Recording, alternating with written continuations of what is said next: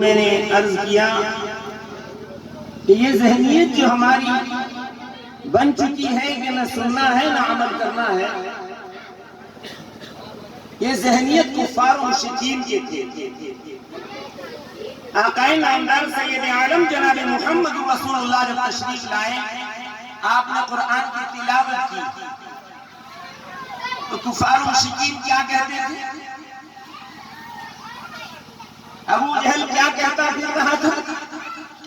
لا تسمعوا لهذا القرآن والغوا فيه لعلكم تغلبون۔ اللہ نے ابو جہل کے بول اور دشمنان اسلام کی بول کو اللہ نے قرآن میں نقل کی۔ یہ کہتے ہیں کہ محمد جو قرآن پڑھ رہے ہیں اسے سنو نا، بالکل سنو، خوب شور مچاؤ تاکہ تم غالب آ جاؤ، محمد کا کلام قرآن تم پر غالب نہ آئے، سنیں گے تو غالب آ جائے۔ ایک موقع پہ ابو جہل نے کہہ تو دیا تھا، لیکن آ کر کے چپکے سے سن رہا تھا کہ آخر قرآن میں ہے کیا، وہ بول کس کی ہے، وہ کلام کس کا ہے۔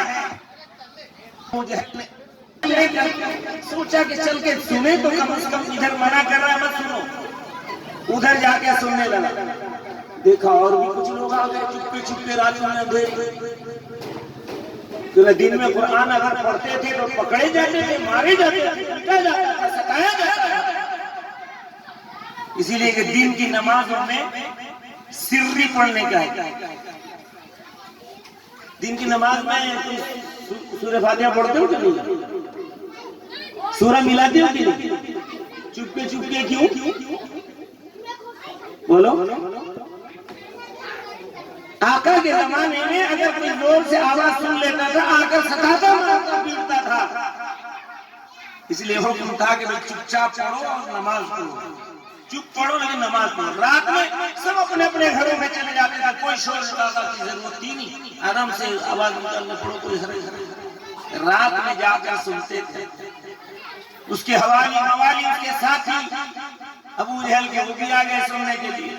اب ابو جہل دیکھا کہ میں تو اکیلا آیا تھا، یہ لوگ اور بھی آ گئے سننے کے لیے قرآن کو، تو سبوں کو قسم دلایا اور حلف دلوایا اور عہد کروایا کہ آج کے بعد سے پھر کوئی ہم میں سے کوئی نہیں آئے گا، یہ عہد کرو، چلو۔ سب عہد کیے، وعدہ وعید ہو گیا، سب چلے گئے۔ پھر دوسرے روز رات میں اسی طرح ہر آدمی جو بھگایا تھا ابو جہل نے جن کو، ان لوگوں نے سوچا کہ جب وعدہ وعید ہو گیا ہے، کوئی آئے گا نہیں، میں اکیلا جا کے سن لیتا ہوں۔ یہ اللہ کا کلام ہے، اللہ کے بندے کے دل میں اتر کر رہے گا، اس لیے کہ اللہ فطرت ہماری شرش کے اندر، روح کے اندر وہ چیز رکھی ہے کہ یہی قرآن اور دین، اللہ کا اتارا ہوا دین ہی اس روح کی غذا ہے جو اصل انسان ہے۔ بازار میں بیٹھے رہتے اونگتے ہو، کوئی اونگتا ہے بازار میں؟ بولو، کوئی نہیں نا؟ لیکن مسجد میں جا کے مسجد میں جانے کے بعد آنکھ لگتی ہے، اونگ آتی ہے کہ نہیں آتی؟ کیوں؟ یاد رکھو وہ جسم جو ہمیں دیا ہے اللہ نے، اس کے لیے جو روح ہمیں دی ہے وہ اصل انسان ہے۔ جب وہ قرآن کی تلاوت، خطبہ، حدیث سنتا ہے تو اس کی روح کو غذا ملتا ہے، سکون ملتا ہے، وہ آنکھیں بند ہو جاتی ہیں۔ ایک آدمی کو کانٹے میں بٹھاؤ، کبھی نیند نہیں آئی، گدے میں سلا دو، نہیں آ جاتی۔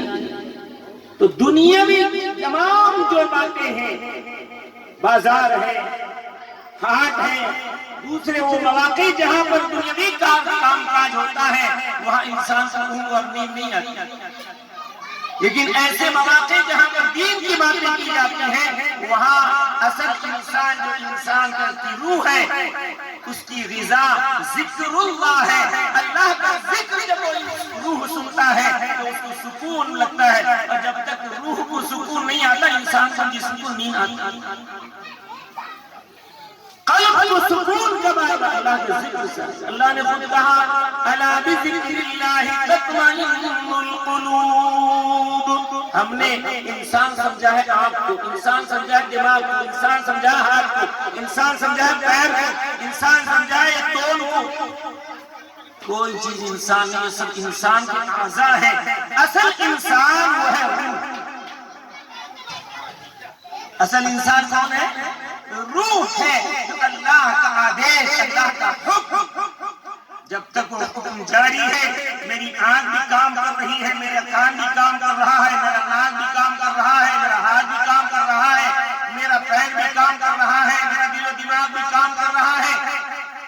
جب روح نکل جاتی ہے، پورے اعضاء جسم کے 360 جوڑ میرے پاس سب کے سب مفلوج ہو جاتے ہیں کہ اصل انسان کو اللہ نے اٹھا لے لیا ہے، اس کا کام بند کر دیا ہے، حکم دے دیا، رک گیا، اب یہاں سے نکل کر کے چلتا ہے۔ فرشتے لے جاتے ہیں، اگر یہ اچھا انسان ہے تو عالم بالا کو لے چلتے ہیں، استقبال ہوتا ہے، اور پھر اس کو قبر میں لا کر سلایا جاتا ہے۔ تفصیلی واقعات ہے، کبھی میں نے کہیں کہا ہوگا، آپ نے سنا ہوگا۔ اسی طریقے سے اگر بدروح ہے، برے اعمال والا ہے، اللہ کا نافرمان ہے، اللہ کے ساتھ شرک کرنے والا ہے، نافرمانی کرنے والا ہے، سنت سے منہ موڑنے والا ہے، تو اس کا معاملہ الگ ہو جاتا ہے۔ گرچہ اس کی روح کار فرما ہوتی ہے، لیکن حدیث شریف میں آتا ہے ایک انسان کے ساتھ دو فرشتے تو ہیں ملک الموت کرامن کاتبین، لیکن ایک اور ہے اس کے ساتھ، اس کو ہم ذات کہتے ہیں، اسی کا نام حدیث میں قرین آیا، لفظ قرین۔ وہ قرین کا کام ہی یہ ہے کہ آدمی کو خدا کی نافرمانی کی طرف ڈالے۔ خدا کی نافرمانی، اذان ہوئی، نماز کو جانا چاہیے اور نماز سے ہٹائے گا۔ رمضان مبارک کا مہینہ آیا، روزہ رکھنے کا حکم ہے اللہ کی طرف سے، روزہ رکھنے سے روکے گا، یہ قریب کا وہ کام ہے۔ صحابہ نے پوچھا یا رسول اللہ ہر انسان کے ساتھ؟ ہر انسان کے ساتھ، اور فرمایا میرے ساتھ ہی ہے، وہ قرین میرے ساتھ ہی ہے، اور فرمایا فقد اسلم، لیکن مجھ پر وہ ایمان لے آیا ہے، مجھے بھٹکا نہیں سکتا۔ تو آتا ہے حدیثوں میں کہ اگر یہ انسان اللہ اس کے رسول کے فرمان کے مطابق چلتا ہے تو قرین کمزور سے کمزور تر ہوتا چلا جاتا ہے، جسے ہم ذات کہتے ہیں، وہ کمزور سے کمزور تر ہوتا چلا جاتا ہے، یہاں تک کہ جب وہ انتقال کر جاتا ہے انسان، تو وہ قرین بھی اسی کے ساتھ دفن کر دیا جاتا ہے۔ لیکن اگر انسان اس کی بات پر چل کر خدا و رسول کی نافرمانی کرتا ہوا گزرتا ہے، مرد ہو عورت ہو، تو اس کا اذان ہو، اللہ اس کے رسول کی نافرمانی کی طرف بلائے گا۔ کبھی بھی اس کا کام نہیں ہے کہ وہ اللہ اس کے رسول کی فرمانبرداری کی طرف لے جائے، یہاں تک کہ وہ اتنا موٹا ہو جاتا ہے ہمارے اور آپ کے اس کی بات پر چلنے کی وجہ سے، خدا کے رسول کی نافرمانی کی وجہ سے، کہ مرنے کے بعد انسان تو مر جاتا ہے، اس کی روح کو اللہ لے جاتے ہیں، یا اعلیٰ علیین میں جگہ ملتی ہے یا اسفل سافلین میں جگہ ملتی ہے۔ لیکن یہ جو قریب جس کی بات کو انسان نے مان کر زندگی گزاری، خدا اور رسول کی نافرمانی کی، حدیث شریف میں آتا ہے کہ وہ اتنا تگڑا ہوتا ہے کہ وہ دفن نہیں ہوتا، دنیا میں گھومتا پھرتا، کبھی سایہ میں آ کر کے اپنا نام بتاتا ہے، اپنا عطا پتہ بتاتا ہے، نہ جانے کیا کیا کرتا رہتا ہے، وہ دفن نہیں ہوتا، کیوں نہ ہم نے اسے تگڑا کر کے دنیا میں چھوڑا ہے، لہذا وہ نہ جانے کتنے لوگوں کو تکلیف دیتا اور پریشان کرتا، سایہ شکل ہو کر کے۔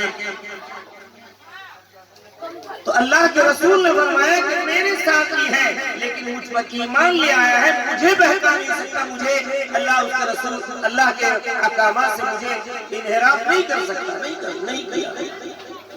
اللہ کے رسول کو اللہ نے معصوم بنایا۔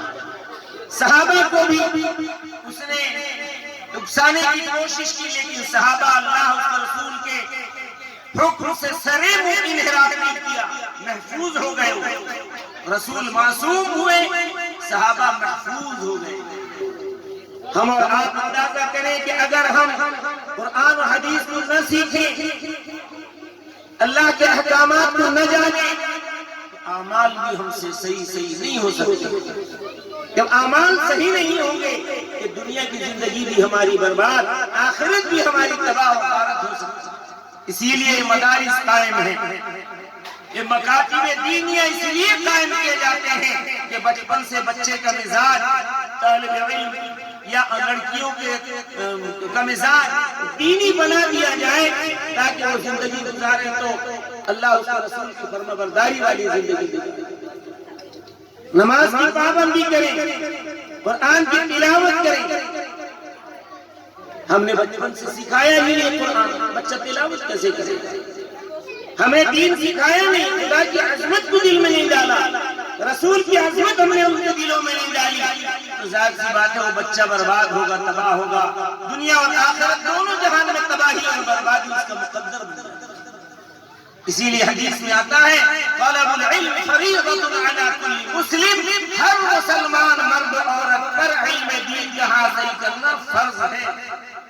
بلکہ فریضہ کا لفظ جو ہے فرض سے بھی زیادہ مؤکد لفظ ہے کہ جب اذان ہوئی عشاء کی یا وقت ہو گیا عشاء کا تب نماز عشاء کی ہم پر فرض ہوئی، ورنہ مغرب کے بعد سے عشاء تک ہم نماز پڑھ چکے تھے مغرب کی، ہم پر عشاء فرض نہیں تھا۔ جب وقت آئے گا فرض عشاء کا آئے گا اس وقت ہم پر فرض ہوگا۔ ابھی ہم پر فجر کی نماز فرض نہیں ہے، جب وقت آئے گا تب فرض ہوگا۔ لیکن علم دین کا حاصل کرنا ہر سیکنڈ ہر لمحہ فرض ہے۔ اگر ہم اس سیکنڈ اس لمحہ علم دین کو حاصل نہیں کیے، گویا کہ اس سیکنڈ اس لمحے کو ہم نے گناہوں میں لکھوا دیا۔ بہت زیادہ مؤکد لفظ ہے فریضہ، اسی لیے اپنے بچوں کو دینی تعلیم دلانا ضروری ہے، ازحد ضروری ہے، تاکہ وہ بچہ اپنے رب کو پہچانے، دین کو پہچانے، شریعت کو پہچانے، اسلام کو پہچانے، اور پھر جب جان لے گا پہچان لے گا تو عمل کرنا آسان ہے۔ نبی کریم سید عالم نے فرمایا کہ انا بعثت معلما، میں پڑھنے پڑھانے والا بنا کر کے بھیجا گیا، اللہ سے پڑھا ہوں اور صحابہ کو پڑھا رہا ہوں۔ اے صحابہ پھر بعد والوں کو تاکہ قرآن یہاں تک پہنچا، اب قیامت تک جائے گا یہ علم دین، اس لیے کہ حضور کو اللہ نے سکھلایا اور حضور نے صحابہ کو سکھایا، پھر صحابہ نے ان کے بعد والوں کو، ان کے بعد والوں کو، ان کے بعد والوں کو، اسی طرح دین کا تعلیم چلتا رہا یہاں تک کہ آج اور آپ مدارس کے گہوارے کے اندر ہر گاؤں کے اندر مدرسہ قائم ہو کر دینی تعلیم کو عام کیا جا رہا ہے تاکہ اللہ کے بندے علم دین حاصل کریں اور اپنے زندگی کو بنائیں وہ دنیاوی زندگی۔ نبی کریم سید عالم صلی اللہ علیہ وسلم کی ذات کو اللہ نے اتنا اعلیٰ، اتنا ارفع، اتنا بلند کیا کہ سارے نبیوں سے زیادہ علم اللہ نے رسول اللہ صلی اللہ علیہ وسلم کو دیا۔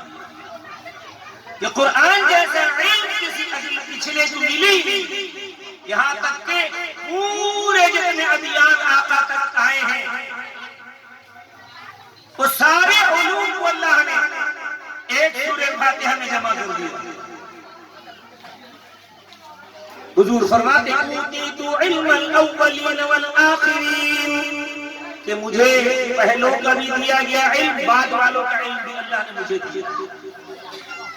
اتنا علم اللہ نے دیا، اتنا علم دیا کہ قیامت تک پھر اس علم کو دوبارہ اللہ کسی کو نہیں دے گا۔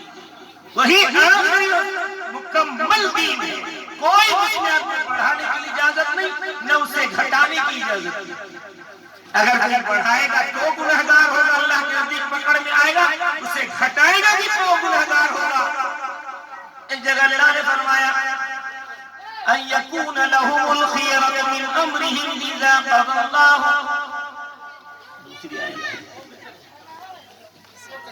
کہ کسی مومن مرد اور کسی مومنہ عورت کو ولا لمؤمن ولا مؤمنة ان يكون لهم الخيرة من امرهم اذا قضى الله ورسوله امرا، کسی مومن مرد کو اجازت نہیں، کسی مومنہ عورت کو اجازت نہیں کہ دین کے اندر کوئی چیز اچھی سمجھ کر کے گھسیڑ دے اور برا سمجھ کر کے نکال دے. یہ کمپلیٹ دین اللہ نے فرمایا اليوم اکملت لکم دینکم واتممت علیکم نعمتی ورضیت لکم الاسلام دینا.